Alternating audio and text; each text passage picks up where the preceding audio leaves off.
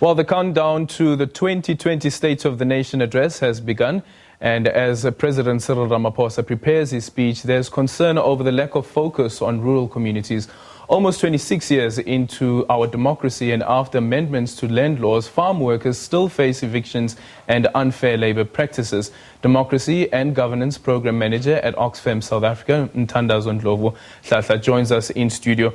Good evening and welcome to The Full View. As we start off this conversation, I'd like us to start off with your reflections on the President's weekly letter, in which he says that as a country, we have done well over the past 25 years. Our people have experienced improvements in almost all areas. Yet there's so much further we need to travel. Inequality especially, as defined by race and gender, remains among the highest in the world.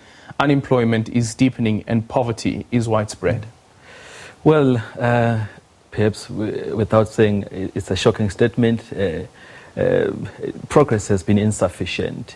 We can't say there has been progress, whereas in 8% of the population controls almost 72% of the land in South Africa. Mm-hmm. That's not progress. That's not progress when farm workers and farm dwellers continue to be evicted. They have no access to basic public goods and services such as water, and of course tenure security is not guaranteed. So that we can't characterize as progress. Mm-hmm. You know.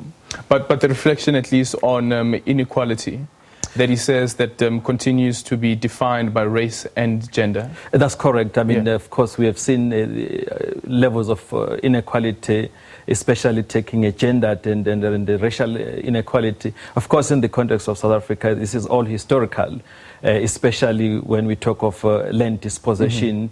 And of course now leading to higher levels of inequality, but also talk of it in terms of access to other productive assets, and of course access to opportunities such as of course jobs, which is one of the drivers. I mean, unemployment is one of the drivers of poverty and inequality, and I think the government hasn't done sufficient enough to tackle the levels of inequality. More so, we talk of the forgotten people, the forgotten livelihoods, the people in the rural areas. Yes. They don't feature in successive State of the Nation addresses. Yeah. Isn't it because once we start having the conversation around land reform, especially when it affects the rural areas, the focus there is much more on agricultural land instead of actually lifting the people up from poverty? Yes. I think what the government and all of us needs is a quite broad rural transformation agenda that does not only reflect the question around the issue of land, but how do you also resuscitate other productive and economic aspects of rural communities. I mean, we talk of the collapse of infrastructure and industries in the rural areas. It comes I mean, as a direct consequence of government policy failures in terms of planning for rural transformation. So on this case, I'm just reminded now that, you know, when you look at companies, especially mining companies, they are situated, at least the core of the production is situated in what we refer to as rural provinces. But the headquarters of these companies are situated in urban areas, and it's these urban areas that benefit from these headquarters being situated there.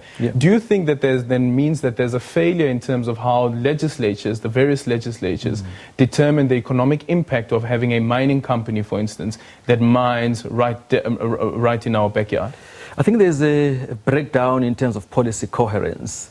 You hear through the Department of Minerals that they talk of social labor plans, but that does not reflect, and there is no better and improved coordination, for instance, between the Minerals Department, cooperative governance, land reform and rural development.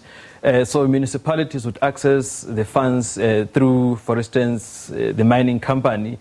And the funds, in terms of the expenditures of those funds, there is no relationship between what the IDP say or what the Rural Development Ministry advances. So there's no policy coherence. It's quite a siloed approach to the question of rural transformation. But we have seen in the most recent cases that also whether it's the activities and the actions of the mining companies, they don't follow the prescripts in terms of free prior and informed consent, but we must, I think, acknowledge and recognize the struggles such as those in Xolobe and in Eastern Cape and in other areas by the communities that we work with. Yeah. Let's just quickly touch on the plight of farm workers. And the argument that I would put forward is that once we speak about land transformation and land reform, what we haven't done as a country is that we haven't checked and looked at what the impact has been on workers on the ground, those farm workers, what impact this has been on their livelihoods. Yes, I mean, certainly I think one thing for sure that would need to be guaranteed for them is, of course, tenure security, but also they need to be identified as a sector of the society that needs to benefit from any land reform program. But of course, as we venture into the land reform and land redistribution program, I think how do we ensure that there is safeguard around job security? But of course, ensuring that it's just not job security for the sake of it, their labor rights must be guaranteed. Of course, we must tackle the issues of underpayment and ensure that they do get those basic services and the conditions of where they work and live get improved, but also the focus of the government not only left to the whims of the of the farm owners. Are those some of the aspects that inspectors would need to check as it currently stands at the moment, the living conditions of those who live on farms?